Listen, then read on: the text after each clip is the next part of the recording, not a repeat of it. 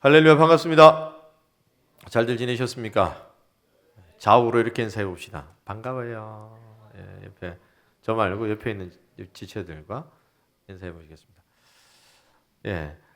아마 이제 4월달, 5월달 공사가 끝나고 우리가 5층에 가게 되면 아니면 다른 예배 장소에 가게 되면 좀 더 즐겁고 행복한 예배 시간이 되지 않을까 하는 기대를 해봅니다.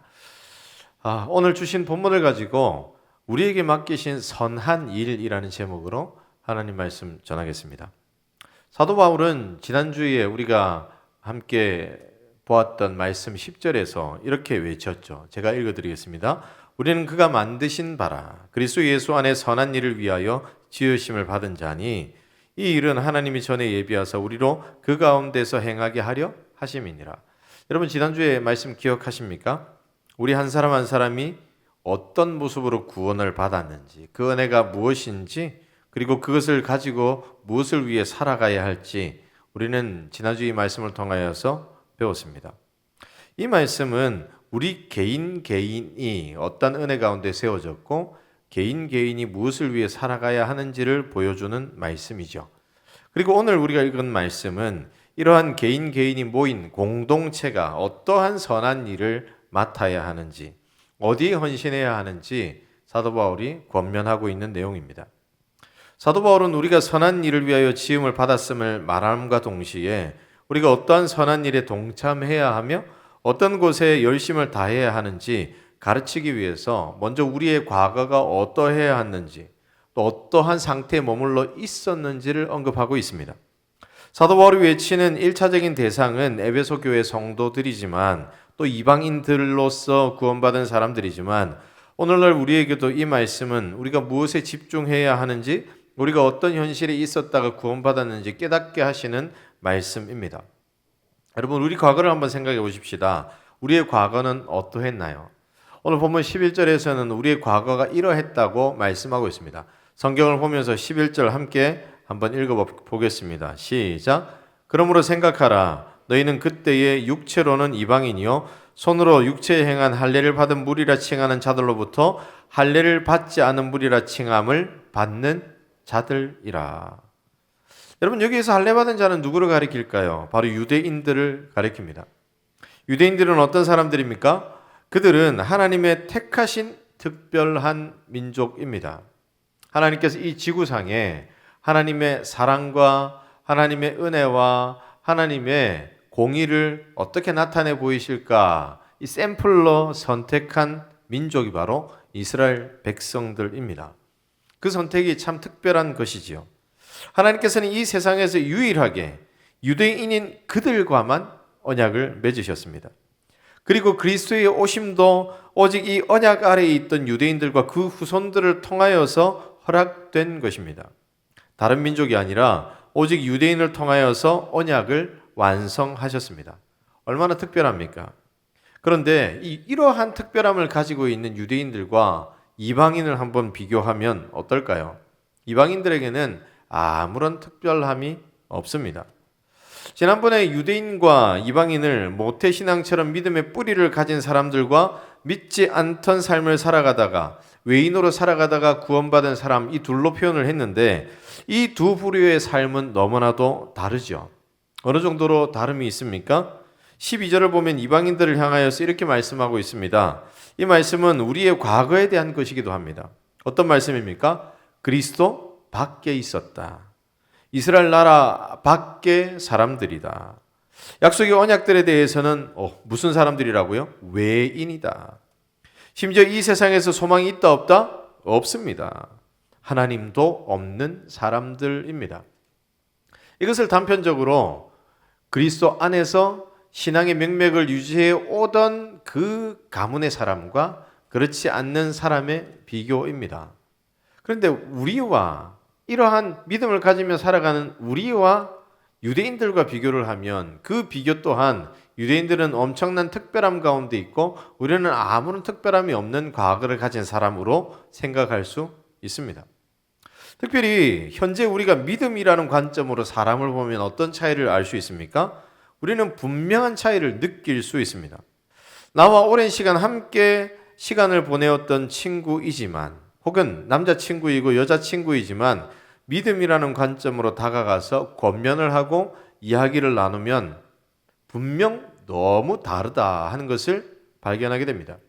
그냥 다른 게 아니라 달라도 너무 다르다는 겁니다. 믿음의 이야기를 하면 전혀 딴 세상에 딴 나라 이야기를 하는 것처럼 바라보죠. 그 반응의 차이가 바로 믿음과 언약 속에 있느냐 아니냐의 차이입니다. 어떻게도 섞이지 않을 것 같아 보입니다. 너무나도 달라서 함께 하려면 어려움만 가득할 것처럼 보입니다. 그 차이가 어느 정도냐면요. 너무나도 사랑해서 결혼을 한다 할지라도 결혼할 만큼 사랑하고 함께 내 평생을 살며 내 반쪽을 내어주고 심지어 하나 된 삶을 살아가고 있다고 할지라도 이 믿음의 거리, 이 언약 안에 있는 사람들과의 거리를 좁히지 못할 때가 많이 있습니다. 심지어 어떤 경우들이 있냐면요. 결혼하기 전에는 세례도 받고 신앙생활 하겠다. 이런 거리를 좁혀보겠다. 그렇게 열심을 다하고 결단하지만 결혼 후에 다시 예전으로 돌아가는 모습들도 상당히 많이 있더라는 겁니다. 이 모습이 단편적으로는 우리와 언약 안에 있던 사람들, 과거 우리와 언약 안에 있던 사람들과의 거리입니다. 또한 과거의 우리와 현재의 우리가 가지고 있는 거리입니다. 결코 하나 될 수 없을 것 같아 보이는 너무나도 다른 거리입니다. 그런데 여러분, 이런 거리감 속에 있던 우리가 서로 가까워졌다고 말씀하고 있습니다. 심지어 이 가까움이 한 가족이라고 말합니다. 또한 하나라고 말합니다. 여러분, 어떻게 이런 일이 있을 수 있을까요? 여러분, 우리가 앞에서 오랜 친구라고 할지라도, 사랑하는 사이라고 할지라도, 결혼할 사이라고 할지라도, 결혼한 사이라고 할지라도 결코 좁힐 수 없는 그런 간격, 그 간격이 세상과 우리와의 간격이라고 했을 때 아마 답답함이 있을 겁니다. 어떤 답답함입니까? 나는 이 거리를 좁힐 수 있을까 하는 답답함이 어떤 사람들에게는 있을 겁니다. 내가 너무나도 좋아하는 내 친구인데 이 친구가 구원받았으면 좋겠는데 이 거리감을 어떻게 줄일 수 있을까? 내 남자친구가 있고 여자친구가 있는데 거리감이 너무 멀어서 이 거리감을 해결하고 싶은데 너무도 해결하지 못할 것 같은 거리감이 현실로 우리 앞에 놓여 있기에 우리는 답답하죠. 그런데 이 답답함을 해결할 수 있는 방법이 딱 한 가지가 있습니다. 우리가 하지 못하는 일이라 할지라도 우리의 노력으로는 감당이 안 된다 할지라도 하나님은 하신다는 겁니다. 어떻게 가능합니까? 우리가 13절을 보면 이렇게 말씀하시는 대목을 보게 됩니다. 함께 13절의 말씀 읽겠습니다. 성경을 보고 읽겠습니다. 시작. 이제는 전에 멀리 있던 너희가 그리스도 예수 안에서 그리스도의 피로 가까워졌느니라. 누구로 가까워졌다고요? 그리스도의 피로. 이 모든 거리는 오직 예수 그리스도 안에서 그의 피로 해결이 됩니다. 이러한 은혜가 우리 안에 있기에 우리가 하나님의 백성으로 하나가 된다는 겁니다. 그래서 여러분, 누군가에게 예수님을 전하고 싶고 함께 한 마음으로 한 곳을 바라보고 싶은 대상이 있다면 그에게 예수 그리스도의 피가 그 심정 가운데 경험되어질 수 있는 자리로 이끄시기를 바랍니다. 그 안에서 일어나는 참된 은혜가 무엇일지 경험하게 하기 위해서 열심을 다하기를 바랍니다. 어쩌면 그 열심이 우리의 열심 때문에 하나님은 그 심령 안에 믿음의 씨앗을 싹 틔우실 수 있습니다. 우리가 인간적으로는 그런 생각합니다. 너가 나를 사랑하니까, 우리가 함께 좋은 친구니까 내가 믿는 신앙 함께 하자. 그리고 내가 인간적인 열심을 다하기에 노력을 하지만 때로는 인간적인 열심 플러스 하나님께서 긍휼히 여겨달라는 기도와 그 일들을 위하여서 복음의 열매를 맺게 해달라는 열심과 함께 직접 복음의 그 온전한 메시지들을 그 심령 가운데 계속해서 전할 필요가 있습니다.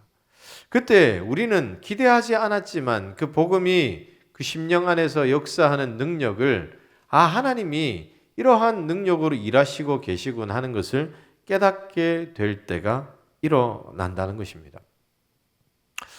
특별히 제가 이제 학교를 다닐 때 고등학교 1학년, 2학년 때 또 3학년 때까지 학교에서 유명한 일진이 한 명이 있었습니다.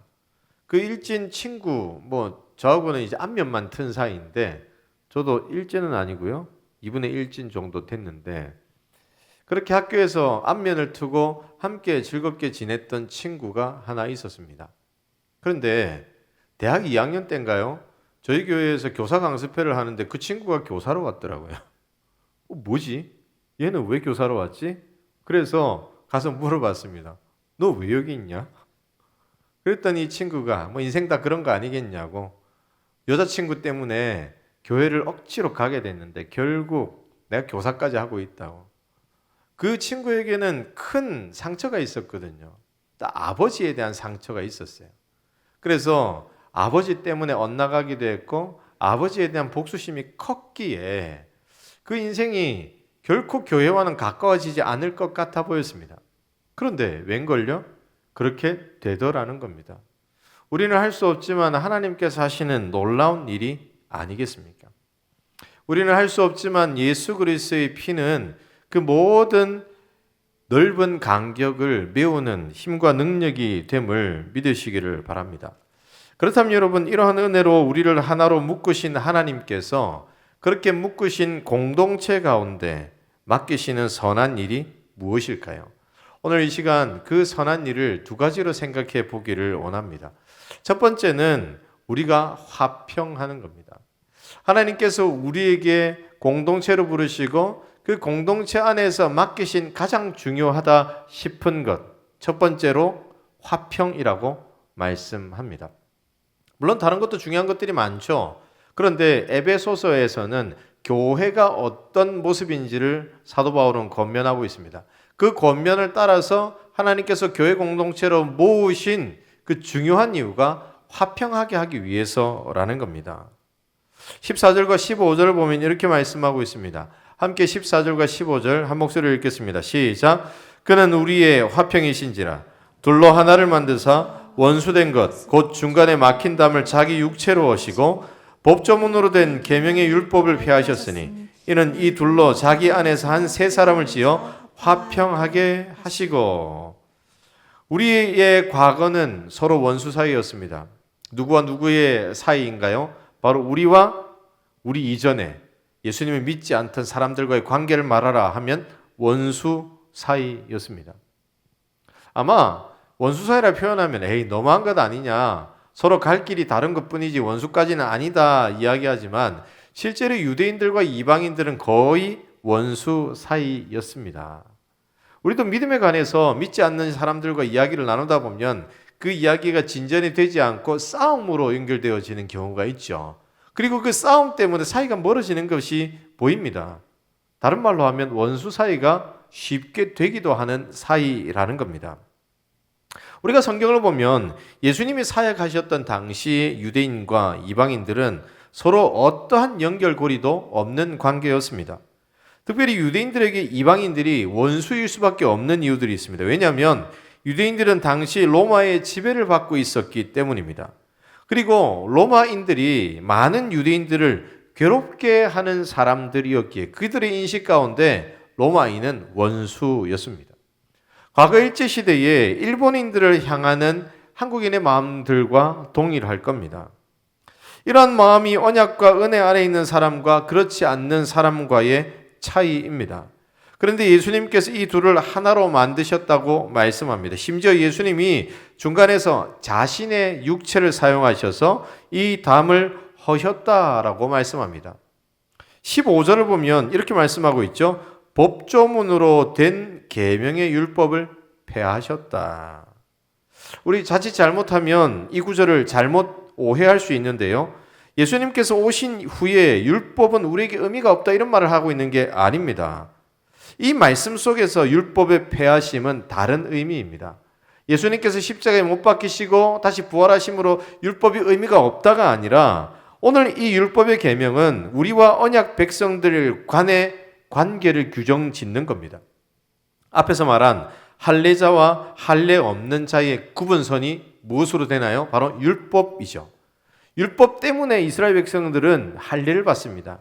율법 때문에 언약 안에 있는 특별한 백성이라고 하는 마음을 가지고 특별한 삶을 살아가려고 애씁니다. 그런데 율법이 없는 이방인들은 이와 상관없는 삶을 살아가죠.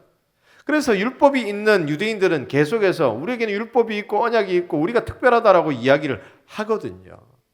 그런데 예수님께서 그 구분을 없앴다라고 말씀하는 표현이 바로 율법을 폐하셨다라고 하는 표현입니다. 그리고 15절 뒷부분의 말씀처럼 모두 예수님 안에서 새로운 존재가 되었으며 그 속에서 화평을 얻었습니다. 이 모습이 바로 오늘날의 교회의 모습입니다. 따라서 교회 공동체는 각기 다양한 사람들이 모여있다 할지라도 하나가 될 수밖에 없습니다. 하나가 되어야 한다가 아니라 그저 하나일 수밖에 없습니다. 하나입니다. 그래서 교회 공동체의 중요한 가치는 화평입니다. 하나됨입니다. 특별히 에베소서는 교회에 대해서 말씀하고 있는데요. 그 중에서 가장 중요하게 외치는 것이 바로 하나됨입니다. 하나님께서 그리스도를 통하여서 하나 되게 하셨으니 그 하나됨을 지켜나가라. 결코 이 하나됨이 훼손되어서는 안 된다라고 말씀하고 있는 겁니다. 사랑하는 청년 여러분, 그렇다면 우리는 과연 하나입니까? 하나됨을 지켜나가고 있습니까? 여러분 어딜 가나 텃세라고 하는 게 있습니다. 텃세. 뭔지 아십니까? 어느 세상 공동체에 들어가든지 우리는 텃세를 경험하게 됩니다. 학교에서도요, 텃세가 있습니다. 직장에서도 텃세가 있고요. 동아리 모임이나 혹은 취미 활동을 위한 모임에도 모두 텃세가 있습니다. 그래서 새롭게 그 공동체에 들어가게 될 때에 거기에 들어가게 된 사람들은 그곳에 융화하기 위해서 이 공동체 안에 자신도 한 사람의 일원으로 받아들여져야만 하기에 노력이라는 것을 합니다. 어떤 노력이요? 그 원래 고인물들과 잘 지낼 노력들을 합니다. 그래야 즐겁고 행복한 공동체 생활을 할 수 있습니다. 등산하는 동호회에 들어갔다 그러면 등산하는 그 공동체를 만들었던 그 사람들과 친하게 지내기 위해서 노력을 합니다. 만약 어떤 사모임이든지 어떤 개인적인 모임이든지 각각의 목적을 따라 모였던 모임이든지 내가 낸데 하고 가가지고 싹싹하게 라는 표현은 좀 그렇고 좀 친근하게 하지 않으면 아무도 나에게 다가와 주지를 않습니다. 그게 세상이더라는 거죠. 그런데 여러분 교회는 어떻습니까? 이러한 세상과 전혀 다릅니다. 기본적으로 이러한 텃세가 없습니다. 없나요? 없어야 합니다. 없습니다. 성경에는 없습니다. 물론 텃세처럼 보이는 것이 있지만 기본적으로는 없고 없어야 합니다. 우리에게는 텃세가 있습니까? 라고 질문을 하면 없습니다라고 우리는 당당하게 이야기할 수 있어야 합니다. 만약에 예수님을 전혀 알지 못하는 사람들이 교회에 새롭게 왔습니다. 갑자기 교회를 다녀야겠다라는 생각이 들어서 길을 찾다가 찾아온 교회가 우리 대동교회라면 우리는 그들을 어떻게 대합니까? 정상적인 교회라면 그 사람이 예수님을 알도록 잘 안내합니다. 새가족부에서 그리고 각종 양육과 소그룹 모임을 통하여서 예수님을 믿는 것이 어떤 것인지 경험하도록 돕습니다. 그리고 교회 공동체는 다른 곳에서 신앙생활을 하던 사람들이 등록을 하면 그 교회가 가진 특별한 모습을 보여주고 어떤 사역이 있는지 소개합니다. 그리고 함께 잘 해보자고 이야기합니다. 그게 교회입니다. 사회처럼 우리가 경험한 여러 가지 텃세가 있는 공동체처럼 혼자 신앙을 알기 위해 애쓰게 하지 않습니다. 적어도 혼자 적응하게 하지는 않습니다. 만약 그 공동체의 구성원들이 이런 부분에서 힘이 약하면 적어도 교역자라는 위치에 있는 사람들이 이 연약한 부분을 채워가게 하기 위해서 노력을 합니다. 그래서 여러분, 만약 텃세라고 보이는 것이 있다면 그것을 해결하기 위해서 애쓰는 공동체가 바로 교회라는 겁니다. 그런데 여러분, 어떻게 이런 것이 가능합니까? 바로 우리는 그리스도를 통하여서 화평을 얻었고 하나가 되었기 때문입니다. 이것은요, 오직 교회만이 가진 특별함입니다. 이 특별함이 우리에게 있습니다. 이 특별함이 우리에게 있어야 합니다. 지난주 우리가 말씀을 나누었던 것처럼 하나님께서 선한 일을 위해 우리를 지으셨는데 그렇게 선한 일을 위해서 우리를 지으셨던 그 하나님께서 우리에게 맡기신 선한 일이 무엇이냐? 가장 먼저 우리가 입술로 고백할 수 있는 것은 바로 하나됨이 되어야 합니다. 본래 우리가 하나 될 수 없는 존재들이 모였고 각기 생각이 다르고 삶이 다르고 모든 생각의 배경들이 다 다르기 때문에 결코 하나 될 수 없는 것이 인간이지만 교회 안에 모여 있는 한 사람 한 사람은 하나님의 선한 일들 맡기셨기 때문에 그 일들을 위해서 하나 되기 위해 애써야 합니다. 사랑하는 청년 여러분, 우리는 하나 되기 위해 애쓰고 있습니다. 아멘이십니까? 다시요. 우리는 하나 되기 위해서 애쓰고 있습니다. 물론 지금까지도 하나가 잘 되어가고 있는 중에 있지만 더욱더 하나가 되어서 어떤 사람이 우리 공동체에 스며 들어오든지 그들과 하나 되게 하기 위해서 노력하는 모습 되기를 주 예수님의 이름으로 축복합니다. 그렇다면 두 번째로 하나가 되었다면 이제는 뭐 해야 할까요? 바로 하나님과 화목하기를 애써야 합니다. 하나님께서 예수 그리스도의 십자가로 우리를 하나 되게 하시고 그 속에서 화목을 누리게 하셨고 화평을 누리게 하셨다면 그 이후에는 이 하나됨이 하나님을 향해야 합니다. 교회 공동체가 이루어 가야 할 일은 하나됨이지만 그 하나됨의 목표는 교회 공동체를 지나 하나님을 향하고 하나님과 화목하고 하나님과의 관계가 더욱더 깊어지는 것, 그것이 목적이 되어야 합니다. 오늘 본문 16절로부터 18절을 보면 이렇게 말씀하고 있습니다. 우리가 석절의 말씀을 함께 읽겠습니다. 시작.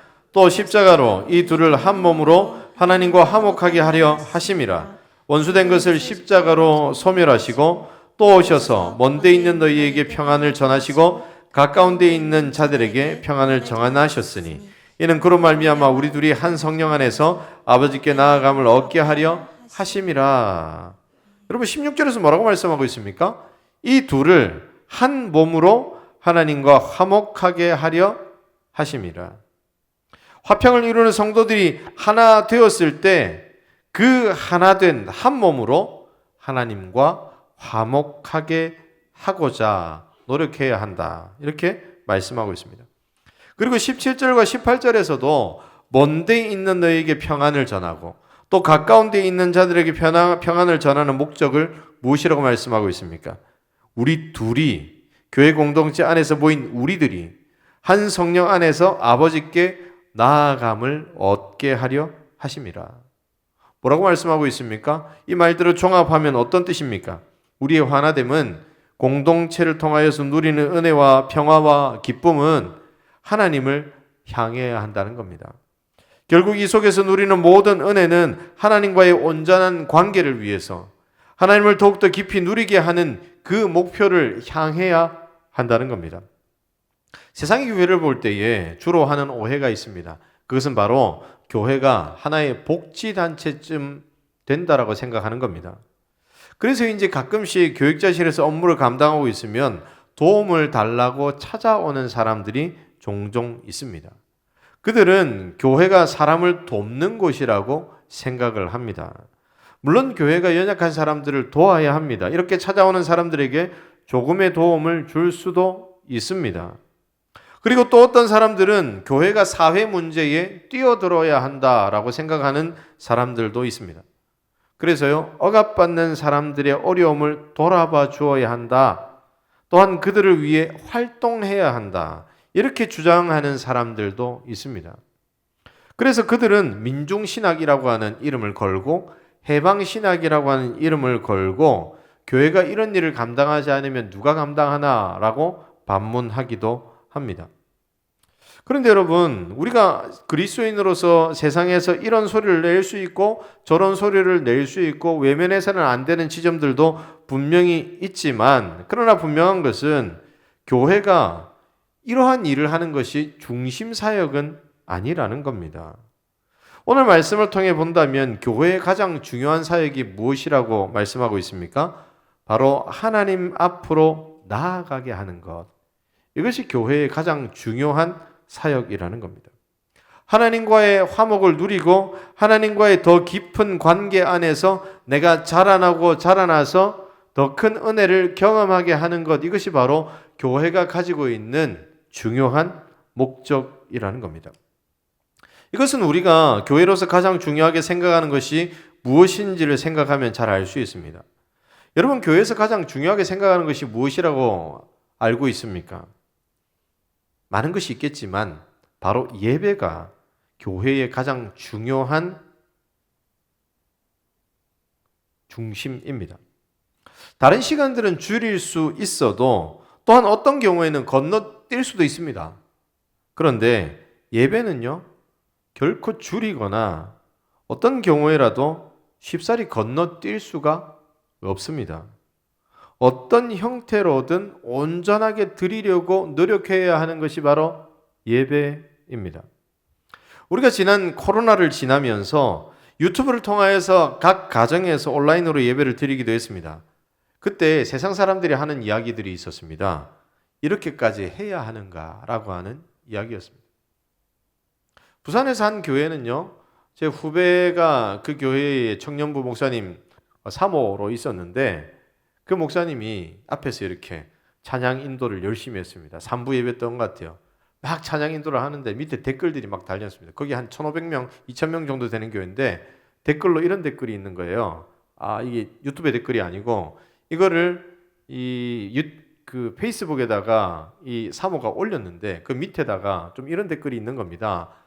굳이 그렇게 예배를 드려야 하나? 저렇게 모이는 거 방역법 위반 아닌가? 라고 했더니 그 친구가 밑에 이렇게 댓글을 달았습니다. 사실 저기에는 저 목사님 혼자 저렇게 찬양하는 거라고. 옆에 싱어들도 없었어요. 근데 진짜로 한 1,000명 있는 것처럼 혼자 정말 열심히 찬양을 하는데 저기 혼자 하는 거라고. 이런 얘기를 들으니까 밑에 사람들이 또 여러 댓글이 달립니다. 대단하다. 근데 또 댓글이 달립니다. 저렇게까지 해야 하냐. 실제로 또 이 교회 말고 부산의 어느 교회에서는요, 코로나 감염으로 인하여서 교회 건물 자체가 폐쇄가 되었기에 교회 앞마당에서 모여 예배를 드리는 그런 교회가 있었습니다. 당시 분위기가 어떠했냐면요, 5명 이상 모이지 못하도록 했던 때이기에 많은 수의 사람들이 모여서 예배를 드린다 하는 소식은 뉴스거리가 되기도 했습니다. 그 교회는 출석교인이 한 6,000명, 7,000명 출석하는 교회인데 그때 한 20% 출석하면 몇 명이죠? 1,200명 뭐 그 되잖아요. 그죠?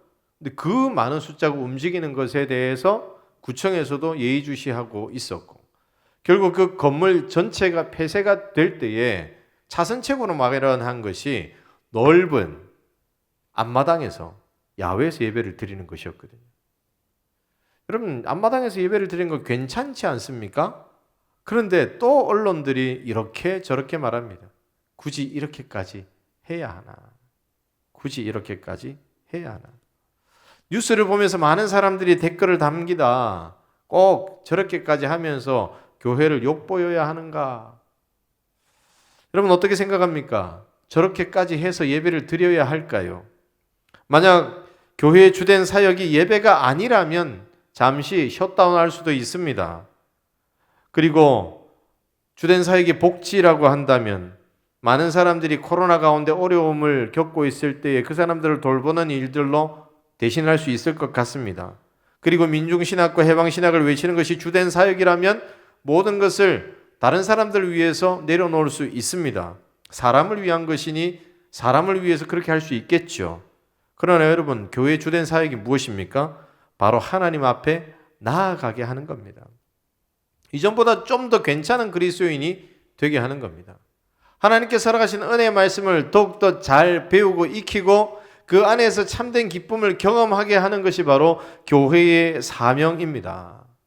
우리끼리 즐겁고 많은 게 아니라 우리의 즐거움을 넘어서 하나님과 함께하며 교제하도록 하는 것입니다. 그래서 여러분, 예배는 어떤 순간에도 멈출 수 없습니다. 비록 다양한 방법으로 공동체를 통한 예배를 드리게 되는 상황들도 있지만 그럼에도 불구하고 결코 멈추어서는 안 됩니다.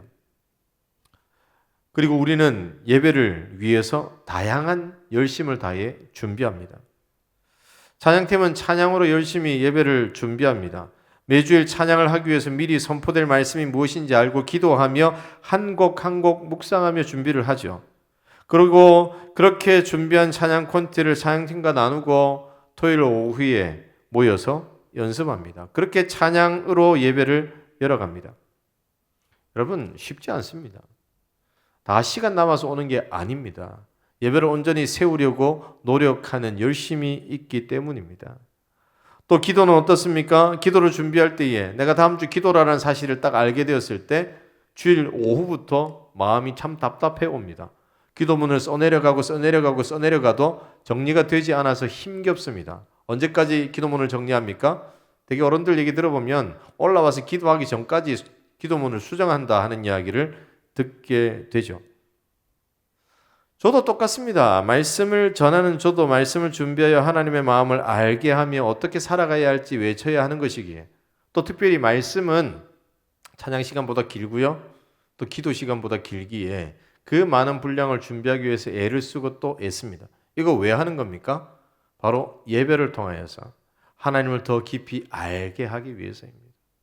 찬양을 통해서도 우리는 하나님을 경험합니다. 어떤 경험입니까? 우리 가운데 허락하신 은혜를 더 깊이 깨달아 아는, 하나님께서 찬양을 통해서 각 사람의 마음 가운데 역사하실 때에 그 말씀이 찬양이 되어서 내 심령을 울리게 될 것을 기대하기에 그렇게 열심히 준비하는 겁니다. 기도도 동일합니다. 누군가 한 사람의 기도가 아니라 공동체 안에서 한 마음으로 그 기도의 내용을 듣고 고백하게 하는 겁니다. 말씀 또한 동일하죠. 왜 우리가 이런 열심을 다하고 있습니까? 바로 하나님께서 우리에게 맡기신 선한 일 중에서 하나님과의 화목, 하나님 앞에 온전하게 세워지고 자라나고 하나님과 더 아름답고 깊은 관계로 세워지게 하기 위해서 이런 열심을 다하고 있습니다. 또한 여러분, 예배와 함께 우리가 집중하고 있는 것이 무엇입니까? 바로 소그룹과 각종 양육 훈련들입니다. 이를 통해서 우리가 하고자 하는 일이 다른 것이 아닙니다. 오직 하나님 앞에 더 하나님을 깊이 알고 하나님의 은혜를 붙들고 살아가는 삶을 세우기 위해서입니다. 하나님을 통한 은혜, 하나님을 경험함으로 나타나는 여러 가지의 즐거움을 누리게 하기 위해서. 여러분, 이것이 바로 우리가 함께 모여서 바라보아야 할 곳인 줄로 믿습니다. 만약 우리가 여기에 열심을 다하지 않는다면 어떻게 될까요? 그때부터 교회는요, 공동체는요, 조금씩 힘을 잃게 되어 있습니다. 우리가 아무리 하나 되어 서로 사랑하고 즐겁고 우리끼리 행복한 공동체가 되었다 할지라도 그 공동체가 하나님을 향하지 않으면 그 공동체는 그 화평이라고 하는 가치조차 잃어버리게 되는, 너무나도 연약하여서 누군가의 공격이 이 공동체 가운데 있고 또한 내부에서 어쩔 수 없이 죄인된 사람들이 모여있기에 일어나는 마찰과 여러 가지 죄악들을 발견하게 될 때에 이것을 해결하지 못하고 이것 때문에 넘어져서 일어나지 못하는 모습으로 바뀌어진다는 겁니다. 따라서 여러분, 우리는 가장 먼저 예배를 통해서 하나님 앞으로 더욱 가까이 나아가서 하나님을 경험하고 하나님을 통하여 살아가시는 은혜와 사랑을 받아 먹어야 합니다. 화평으로 그쳐서는 안 됩니다. 그렇게 하나님 앞에서 사랑받는 한 사람의 자녀로 하나님과의 깊은 교제를 누려야 합니다. 우리에게 예배는 생명과 같이 소중한 것이라 생각하며 붙들어야 하고 우리에게 양육과 각종 훈련의 기회가 있을 때 그것을 붙들어야 우리가 온전하게 될 수 있다라고 믿으며 그 길을 향하여서 나아가야 합니다. 사랑하는 청년 여러분, 그렇다면 우리는 이러한 예배와 양육을 통해서 소그룹을 통하여서 함께 하나님과의 화목을 힘쓰고 있습니까? 우리 예배가 그리고 소그룹의 모임들이 또한 양육이 혹시라도 의무에 머물러 있거나 굳이 이거 해야 돼? 라고 생각하는 지점에 머물러 있지는 않습니까? 실제로 제가 어른 사역을 하면서 이런 일들을 경험해 본 적이 있습니다. 구역모임에 초청을 받았어요. 구역모임에 교구 목사를 초청한다는 것은 어떤 의미일까요? 그 구역모임을 한번 인도해 달라. 목사님을 통해서 우리가 함께 이 말씀을 나누면서 은혜를 누리겠다 하는 것이라고 저는 생각을 하고 열심히 준비했습니다. 문제가 한 7문제쯤 되었던 것 같아요. 우리 같은 경우에 한 이제 관찰 질문은 빨리빨리 답이 나옵니다. 그러나 연구와 묵상 질문은 조금 더 들여다봐야 되고 질문도 계속 나오기 때문에 시간이 좀 많이 걸려요. 그래서 저는 열심히 그 구역 모임에 가서 한 40분 정도 열심히 성경 공부를 했던 것 같습니다. 그랬더니 이런 피드백이 옵니다. 와, 목사님 진짜 열심히 하시는 건 좋은데 굳이 그렇게 열심히 하셨네? 라고 하는 피드백이 오더라고요. 우리는 함께 모여서 교제하고 또 식사하고 함께 이야기를 나누고 그렇게 사랑의 모습으로 세워지면 될 것 같은데 목사님 성경 공부 너무 길게 해서 힘들었습니다. 이런 피드백이 저에게 들려왔습니다. 한편으로는 내가 너무 힘들게 했나 싶은 생각도 있지만 한편으로는 좀 씁쓸한 겁니다. 왜 이런 씁쓸함이 남습니까? 우리가 애써야 할 것은요, 화평으로 끝나는 게 아니거든요. 우리끼리 사랑하고 우리끼리 즐겁고 우리끼리 행복하고 그거는 하나님께서 예수 그리스도의 보혈을 통하여서 만드신 그 자체이고 그냥 우리의 처음이고 우리의 본질인데 그저 여기에만 머물러서 가만히 있는다면 어떤 자라남도 없을 텐데 이걸 어떻게 해야 하나. 그런데 다음에 또 부르셨을 때 저는 또 눈치 까고 한 20분만 짧게 하고 끝나게 되더라고요. 어찌되었든 우리가 목표해야 할 것은 무엇이냐면 하나님과의 화목입니다. 하나됨은 우리의 본질이고요. 우리의 시작점이고 그 하나됨이 결국 한 사람 한 사람이 하나님 앞에서도 온전한 모습으로 세워질 수 있도록 노력하는 동력이 되어야 합니다. 바라기는 이러한 모습을 통하여서 하나님 앞에 온전하게 세워져서 하나님의 백성의 삶이 어떤 삶인지 그 삶을 나누고 그 위에 더욱더 큰 믿음으로 세워지는 우리들이 되기를 주 예수님의 이름으로 축복합니다. 말씀을 정리합니다. 하나님은 선한 일을 위해서 우리를 만드셨습니다. 그리고 우리에게 맡기신 선한 일은 공동체를 이루어 서로 화평하게 하는 화평입니다. 그리고 이 화평을 통하여서 하나님 앞에 더 가까이 나아가서 하나님과 화목하는 겁니다. 바라기는 우리에게 맡기신 이러한 선한 일들을 감당하면서 아름다운 하나님의 공동체로 서시기를 주 예수님의 이름으로 축복합니다.